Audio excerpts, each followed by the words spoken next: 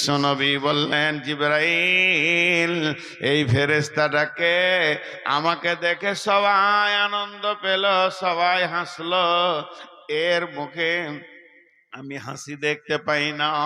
এমনি সময় জিবরাইল বললেন, ইয়া রাসূলুল্লাহ, ওই ফেরেশতাটার নাম হচ্ছে মালিক, ওকে জাহান্নামের দারোয়ান বানানো হয়েছে। এর জন্যে যেদিন থেকে জাহান্নামের চাবি ওর হাতে দেওয়া হয়েছে, জাহান্নামের যখন দায়িত্ব দেওয়া হয়েছে, তখন থেকেই ওর ভিতরে হাসি নামে বস্তুটা শেষ হয়ে গেছে, ও আর হাসতে পারে না। সেই মালিক বলছেন, وقال لهم خزنتها ألم يأتكم منكم رسول, আজ তোমাদের কাছে কি কোনো রসুল যায়নি, কোনো খবর দেনেওয়ালা যায়নি এই জাহান্নামের ব্যাপারে? এরা বলবে, ক্বালু বালা, গেছিল, ওয়ালাকিন হাক্কাত কালিমাতুল আযাবি আলাল কাফিরিন। সূরা মুলকের ভিতরে আল্লাহ বলছেন, যখন ওদেরকে জাহান্নামে ফেলা হবে।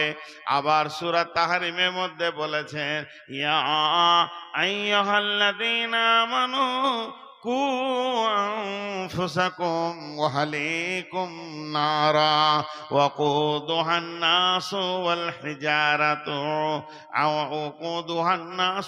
হিজারাতু আলাইহা মালাইকাতুন গিলাদুন সিদাদুন লা ইয়াসুনাল্লাহা মা আমারাহুম ওয়া ইয়াফআলুনা মা ইউমারুন।